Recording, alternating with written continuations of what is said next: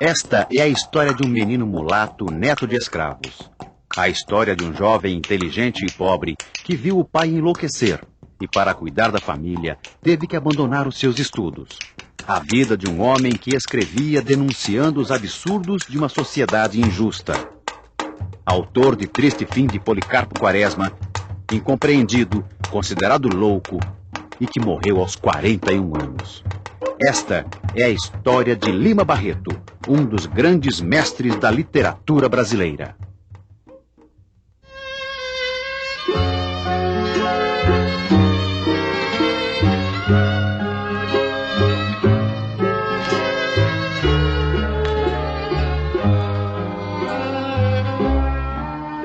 Afonso Henriques de Lima Barreto nasceu em 13 de maio de 1881, numa sexta-feira, na Rua Ipiranga, no bairro de Laranjeiras, Rio de Janeiro. Que ao amor tu dás abrigo, vem tirar dos olhos meus o pranto. Filho de João Henriques de Lima Barreto, tipógrafo da Imprensa Nacional, e de Amália Augusta Barreto, professora primária de um colégio que também funcionava na Rua Ipiranga.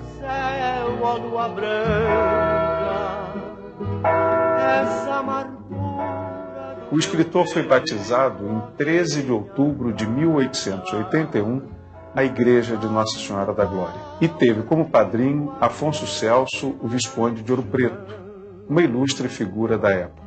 Vem por Deus iluminar meu coração. Sua mãe morreu quando ele tinha apenas 6 anos de idade.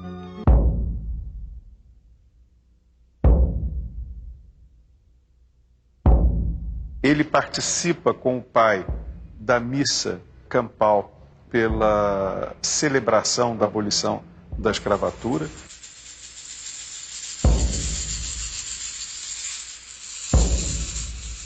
Ele guardou uma memória familiar dramática do golpe do 15 de novembro de 1889, da ditadura militar que se segue especialmente no duríssimo governo de Floriano Peixoto, de quem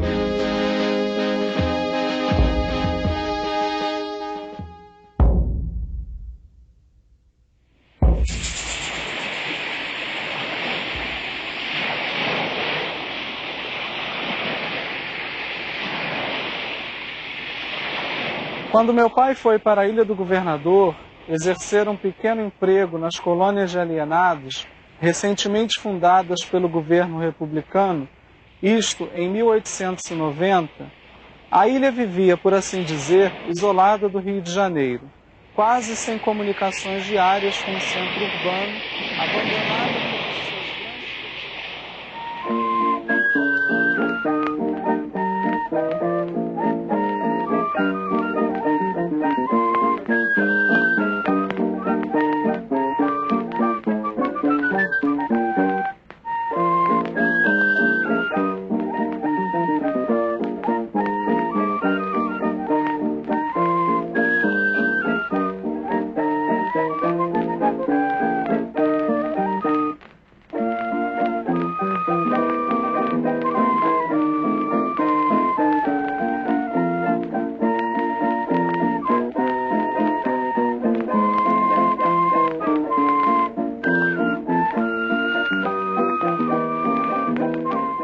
Então aquele mulato, um mulato escuro, dos cabelos arrepiados, ele entra numa escola de engenharia, ele entra na Politécnica, como se chamava naquele momento.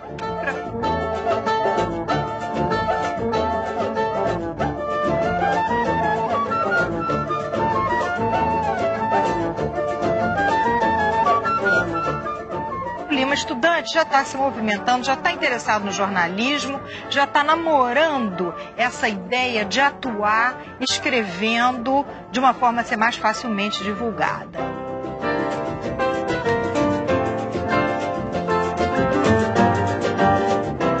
Começamos a observar um Lima Barreto já registrando os fatos da cidade do Rio, do centro do Rio especificamente, onde fica evidente a presença da Rua do Ouvidor e de algumas outras ruas importantes no período em que o escritor viveu.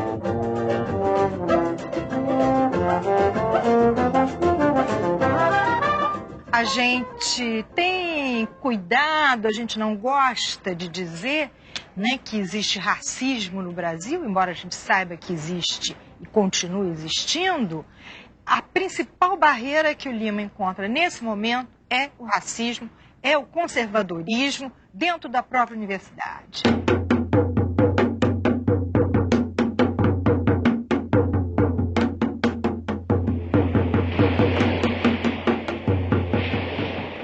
Começa uma fase tenebrosa na vida do escritor. Na madrugada de 15 de agosto de 1902, o pai do escritor irá enlouquecer, tendo que abandonar os estudos da Politécnica.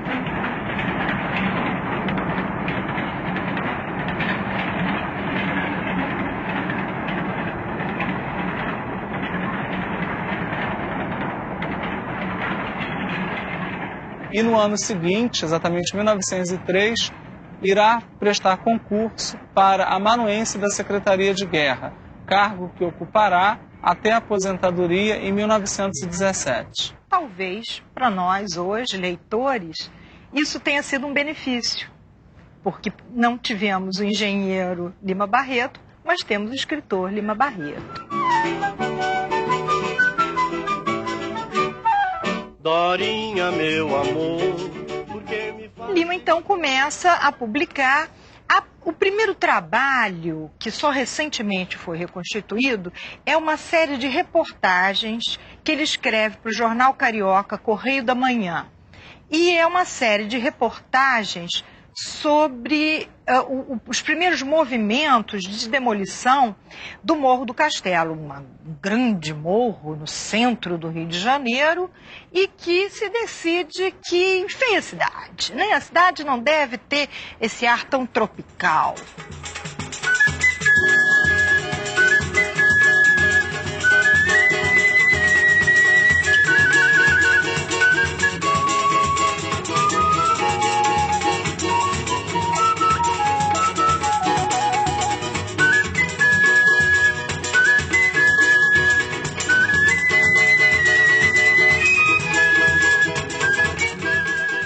A relação de Lima Barreto com a cidade do Rio de Janeiro é uma relação visceral, né? O Lima, ele dizia isso, ele vivia a cidade, assim como a cidade vivia dentro dele. E nesse sentido, a cidade é para ele uma espécie de laboratório para pensar o Brasil. E a cidade é também o objeto de uma reflexão profunda sobre a sociedade brasileira do seu tempo, sobre a sociedade republicana.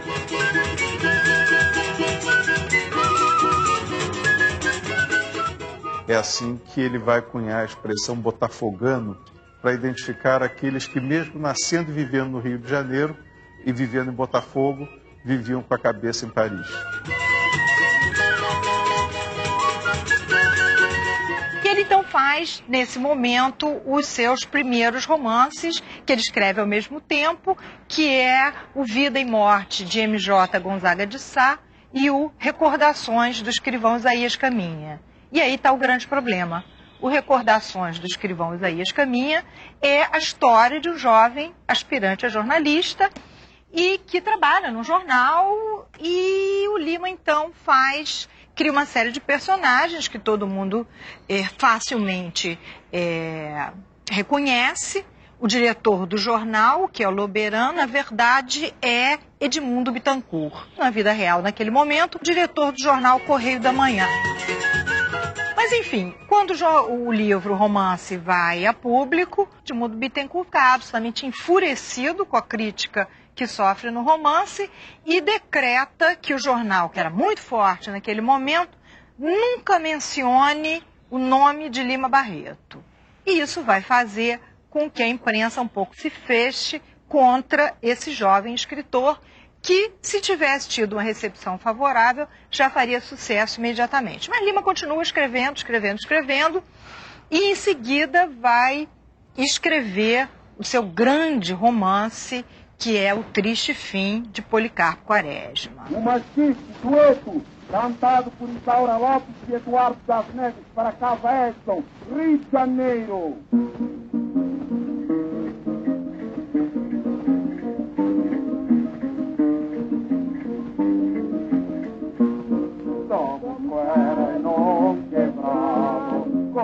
O Lima Barreto é um dos autores que vive o Brasil como drama, como vários da sua geração viveram.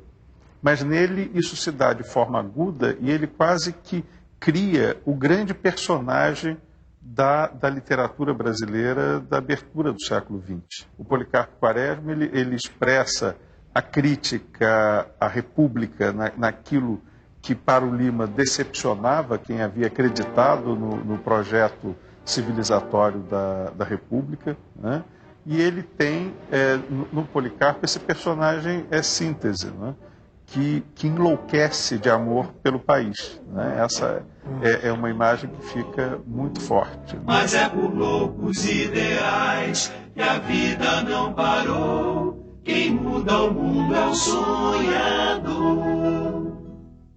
A obra Triste Fim de Policarpo Quaresma, a gente pode dividir em 3 partes. Aliás, a obra está dividida em 3 partes.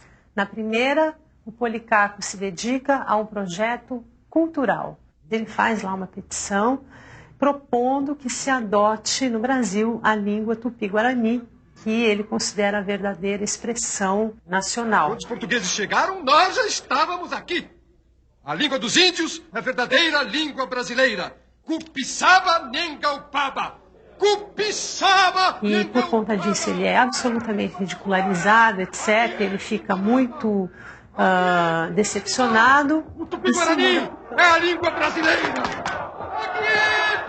A gente não sabe, mas até o século XVIII falava-se aqui, não se falava português no Brasil, falava-se Nhangatu, que é a língua geral, que é a língua tupi-guarani. O Marquês de Pombal começou a proibir que se fizessem, se ensinasse nas escolas o Nhangatu, porque todo mundo falava Nhangatu. As peças, os Zé de Anchieta, as peças do Anchieta, os Alto Anchieta eram feitos em Nhangatu, quer dizer, que esse tupi-guarani misturado com palavras portuguesas, né? Então o Policarpo não era tão maluco assim não, quer dizer, durante 3 séculos, pelo menos, foi a língua oficial do Brasil. Na segunda parte, há um projeto agrícola. Se plantando, tudo dá. E se muda para o campo, onde ele vai se dedicar a provar que a terra brasileira tudo dá e que é uma questão de método, é uma questão de dedicação. Só com o povo bem alimentado se constrói uma nação. Que acaba sendo devorado pelas formigas e por outras pragas. E ele também fica muito decepcionado, cai em profunda depressão. Ou o Brasil acaba com essa uva, ou essa uva acaba com o Brasil! E a última parte, há um projeto político. Dessa terceira parte do livro, uma das coisas mais interessantes é o documento que ele escreve e que ele vai apresentar, que ele leva ao Floriano Peixoto. Fizeram o que eu recomendo. O Brasil vai ser a melhor nação do mundo. E que é uma sugestão assim muito detalhada e na qual ele se empenhou demais de o que fazer para o Brasil dar certo, né? E é uma pergunta que a gente até hoje se faz. O que fazer para o Brasil dar certo? Marinha e conservadores exigem a queda do presidente Floriano Peixoto. Tenho de agir. Presidente, vírgula, peço energia. Digo já. Exclamação. Policarpo Quaresma. O Policarpo está ali para defender esta ordem. Atacar o inimigo que se aproxima. Sargento, distância aproximada. Floriano Peixoto ganha a guerra, mas ele começa a ver as atrocidades que são cometidas contra várias pessoas e começa a querer denunciar essas atrocidades. Estamos vivendo tempos de carnificina. E acaba sendo preso e morto pela própria ordem que ele ajudou a defender. Viva o povo brasileiro! Aqui é Pitoranimá! Fogo!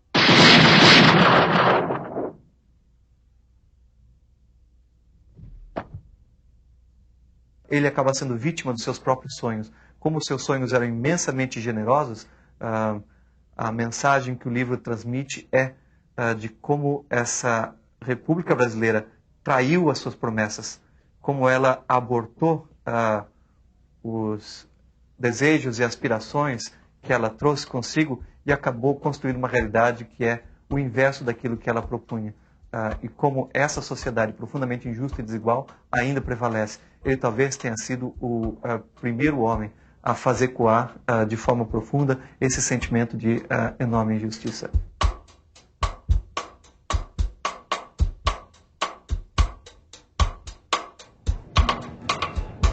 Mas esse pobre da cidade ainda não acontecia na literatura brasileira.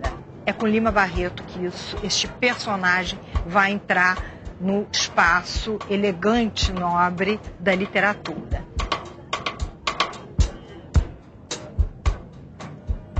Chama muita atenção, quando a gente lê a obra do Lima Barreto, a atualidade dessa obra. Não só em termos de linguagem, ele escrevia numa linguagem bastante acessível, bastante próxima, até da oralidade, linguagem pela qual ele foi muito criticado pelos seus pares intelectuais da época. Então, não só por essa linguagem, mas também pelos temas de que ele trata e pelo modo como ele trata esses temas. A questão do preconceito, a questão da mulher, do preconceito contra a mulher, temas como ecologia, a desfiguração da paisagem urbana. Acho que a gente até pode ir além, porque muitos problemas de Brasil que ele pensa naquela época, que ele critica e que ele, enfim, desenvolve como reflexão, permanecem absolutamente atuais.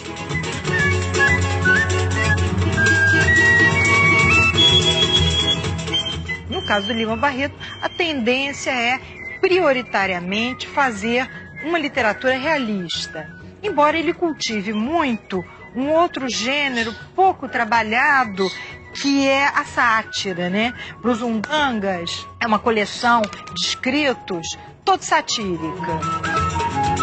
Então, o que é uma sátira, né? Uma sátira é uma maneira de você falar da realidade sem falar desta realidade.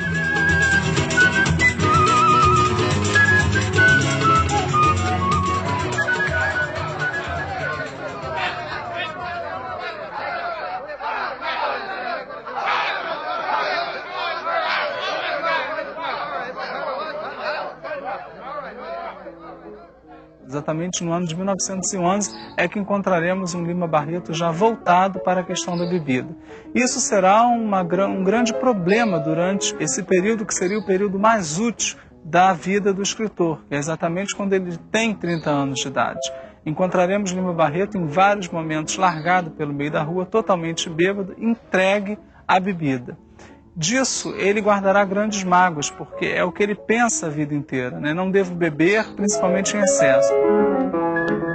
Lima Barreto é sim esse autor que trabalha muito o centro da cidade, onde as coisas estão acontecendo, os cafés, a Rua Nobre, que é a Rua do Ouvidor. Energia, vigor, saúde integral. Elixir de Nogueira, o grande depurativo do sangue. Elixir de Nogueira.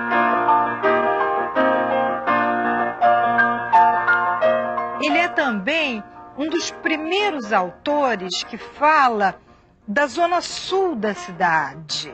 Em crônicas que ele descreve o Leme, a Praia do Leme, o início da praia de Copacabana, que era o ponto final de um bonde que ele pegava na cidade.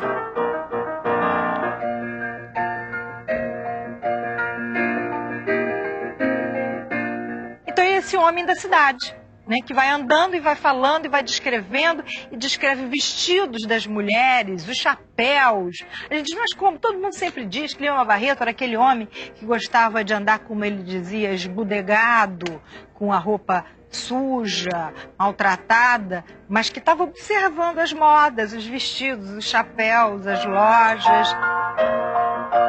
Há quem diga mesmo que Lima Barreto foi um quase antropólogo, um etnólogo, né? Alguém capaz de fazer a etnografia, que é isso, a observação da vida e a narrativa dos usos, dos costumes.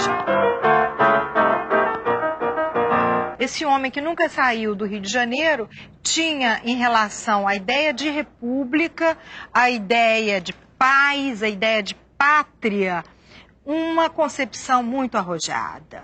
Por exemplo, quando ele escreve durante a Primeira Grande Guerra, né, a Guerra de 14, ele já diz ao público os perigos que a ideia da defesa do nacionalismo, da ideia de pátria, pode acarretar se você joga um país contra o outro.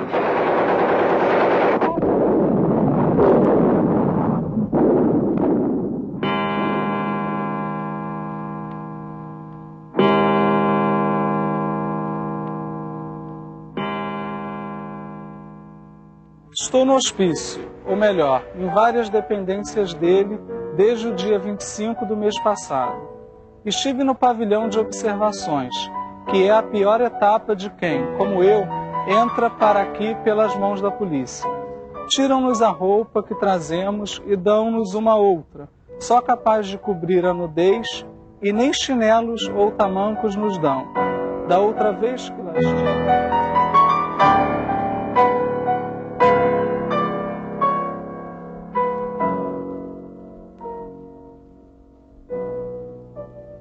Se observarmos bem, não existe loucura propriamente. As internações que são feitas nesse período, a primeira internação se dá em 1914 e duas outras subsequentes que ele terá internado no hospício como um louco, são na verdade consequência do excesso de álcool. E a família, não instruída, sem conhecimento desse problema, acaba levando o escritor à exclusão social.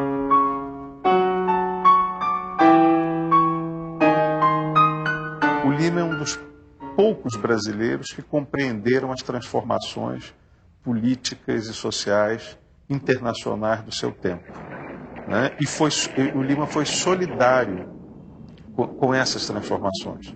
Ele compreendeu o que era a Revolução Russa, o que significava a Revolução de 17 como corte com atraso, com o passado, né? E isso era muito singular dentro de uma literatura feita como sorriso da sociedade. A última internação de Lima Barreto se dá no Natal de 1919. E ele sabe que ali é um momento especialmente difícil na vida dele e que tudo daí em diante carregará essa marca. Da outra vez, fui para a Casa Forte e ele me fez baldear a varanda, lavar o banheiro, onde me deu um excelente banho de ducha de chicote. Todos nós estávamos nus, as portas abertas, e eu tive muito pudor. Eu me lembrei do banho de vapor de 2 E quando sai, Lima então está aposentado do serviço público, apesar de muito jovem, né? Com 38, em torno de 38 anos, bastante jovem, se a gente pensar, né? Aposentado por causa dessas internações.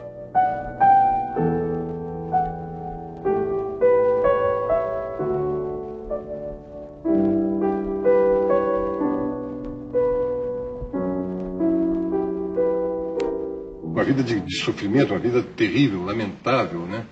Mas que é muito exemplo do que sofre um artista autêntico num país periférico como o Brasil, né? Em que a intransigência, você não ceder aos modelos estrangeiros, você querer ter um modelo autenticamente nacional próprio, né? Pode fazer de você um ser execrado, né? Um ser que acaba na solidão e na loucura, né? Lima Barreto é um caso desses, né? E no final da vida, Monteiro Lobato, que dá essa legitimidade maior ao romancista Lima Barreto, que no início da carreira pagava para ver seus livros publicados. Ele consegue ter uma edição melhor dos seus livros, ele consegue até ser remunerado pela publicação de contos e tudo mais.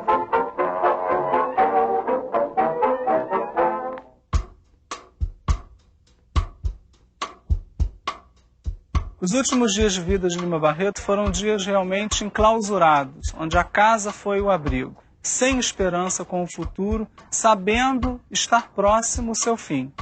É aqui, especificamente na Rua Major Mascarenhas, que o escritor irá morrer. Ele vai simbolicamente morrer no ano em que o Brasil, teoricamente, estaria entrando na modernidade do ponto de vista das artes, do ponto de vista da renovação dos critérios artísticos, dos parâmetros, não é? Ele morre exatamente em 22.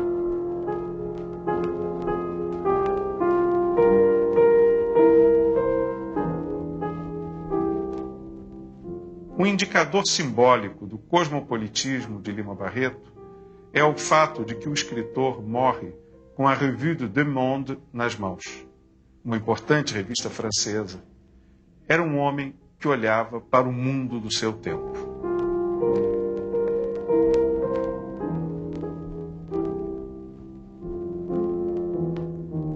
Temos que ler Lima Barreto porque não somos um país livre. Não somos um país integralmente livre. Temos que ler Lima Barreto porque somos um país socialmente injusto. Somos um país onde os pobres continuam pobres e as elites continuam no lugar delas. Não é para aprender português que se lê o Lima Barreto. Lê-se Lima Barreto para aprender a ser brasileiro.